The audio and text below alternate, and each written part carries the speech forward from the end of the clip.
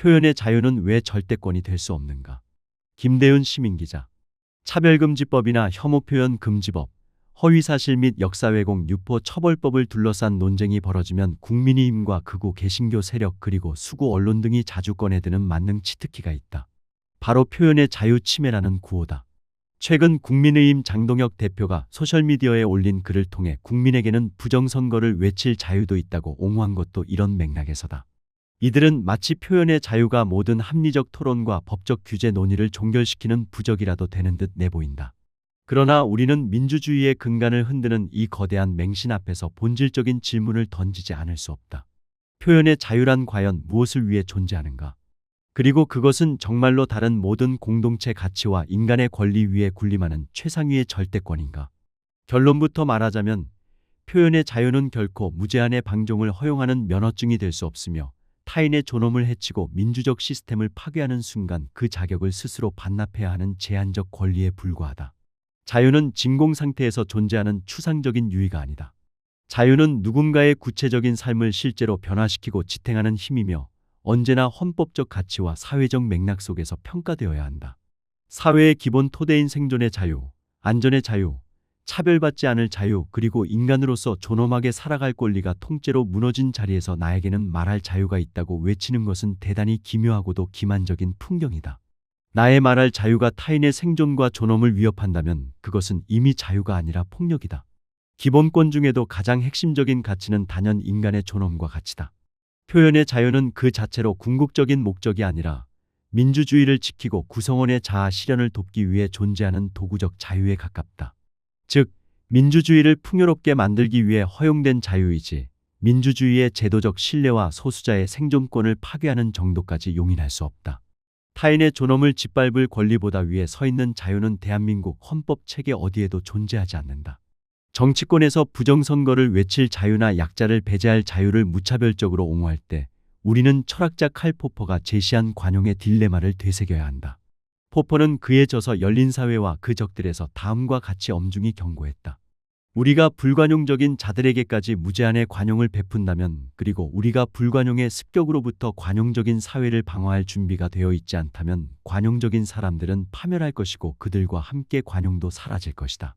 이 딜레마는 민주주의가 스스로를 파괴하려는 세력에게 어느 정도까지 자유를 허용해야 하는가에 대한 명확한 한계를 설정해 준다.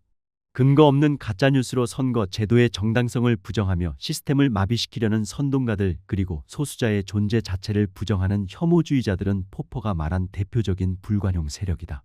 이들은 합리적인 대화나 논리적 토론을 거부한다. 오직 자신들이 선동할 권리를 보장받기 위해서만 표현의 자유라는 민주주의의 규칙을 수단으로 이용할 뿐이다. 이러한 불관용 세력에게 무제한의 자유를 허용하는 것은 관용이나 미덕이 아니라 민주주의를 멈추도록 방조하는 일이다. 따라서 불관용적인 자들의 선동과 폭력적 표현에 대해서는 단호하게 대응하는 것이 진정 사회를 지속 가능하게 하는 유일한 길이다. 이와 관련해 우리가 떠올릴 수밖에 없는 다소 불편하지만 지극히 적확한 격언이 있다. 우간다의 독재자 이디 아민이 남겼다고 알려진 문장이다. 표현의 자유는 보장한다. 그러나 표현한 이후의 자유는 보장해 줄 수 없다. 잔혹한 독재자의 발언이라는 점에 집중해 문장의 참뜻을 희석하려는 사람도 있을 것이다.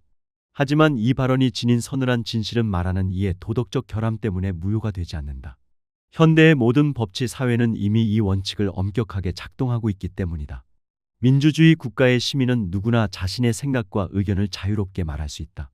그러나 동료 시민을 모욕하고 허위사실로 사회 시스템을 교란하며 타인의 명예를 심각하게 훼손할 경우 사후에 엄중한 법적 사회적 책임을 져야 한다. 이것은 사전에 입을 막는 검열이 아니며 공동체 구성원으로서 당연히 져야 하는 책임의 영역이다. 말할 자유의 한계선은 정확히 그 말이 끝난 직후 타인의 권리와 충돌하는 그 지점부터 시작된다. 사회 전체의 정의와 연대 앞에서 약자와 소수자를 향한 혐오 표현의 자유는 결코 보호받을 수 있는 자유가 아니다. 그것은 타락한 방종일 뿐이다. 기득권 세력과 극우 진영이 쏟아내는 모욕과 배제의 언어들은 건강한 사회적 토론이 아니며 정당한 비판도 아니고 존중받아야 하는 의견도 아니다. 그것은 기득권이나 우월한 지위를 확인하려는 거칠고 비열한 힘의 과시에 불과하다. 사회 구조적으로 이미 불리한 위치에 놓여 목소리를 내기 어려운 사람들에게 너희는 여기 존재할 자격이 없다고 선언하는 정신적 사회적 폭력이다. 인류 역사에서 폭력은 언제나 자유의 대상이 아니라 법적 규제와 격리의 대상이었다. 표현의 형태를 띠고 있다고 해서 폭력의 본질이 가려지지 않는다. 혐오 표현을 옹호하고 가짜뉴스를 유포할 자유를 달라고 외치는 이들에게 던지고 싶은 질문은 명확하다. 당신 혹은 당신의 가족이 똑같이 당해도 괜찮은가? 만약 당신의 정체성, 출신 성분, 신체적 조건, 종교 혹은 가족의 존재 자체가 광장에서 공공연하게 조롱과 배제의 대상이 되고 근거 없는 음모론에 의해 명예가 처참히 짓밟혀도 표현의 자유라는 명목 아래 묵묵히 인내할 수 있는가? 정말로 그것이 민주주의의 대가라고 받아들일 자신이 있으면 무제한의 자유를 주장하라. 다만 명심해야 할 점이 있다. 타인의 권리를 파괴하며 누린 그 독소 가득한 자유는 언젠가 반드시 형태를 바꿔 부메랑처럼 자신을 향해 돌아온다는 사실이다. 선거 제도를 부정해 민주주의를 무너뜨린 선동의 끝에는 독재의 칼날이 기다리고 있으며 소수자를 배제한 혐오의 칼날은 결국 또 다른 권력에 의해 당신이 소수자로 겨누어지게 된다. 파멸의 책임은 공동체가 아닌 오롯이 당신 자신의 몫이다. 우리가 지향해야 할 자유는 폭주 기관차 같은 무제한의 방임이 아니다. 자유는 구성원들이 서로를 대등한 인간으로 존중하고 대할 수 있는 사회적 신뢰의 토양 위에서만 비로소 존속할 수 있다. 차별금지법 제정, 혐오 표현 규제 그리고 민주적 선거 제도를 뒤흔드는 허위사실 유포 처벌법은 결코 시민의 자유를 빼앗고 억압하려는 악법이 아니다. 오히려 광기 어린 방종에 의해 선량한 다수와 약자들의 자유가 통째로 질식당하지 않도록 방어하는 모두의 자유가 함께 살아남기 위한 최소한의 안전장치이자 생존선이다.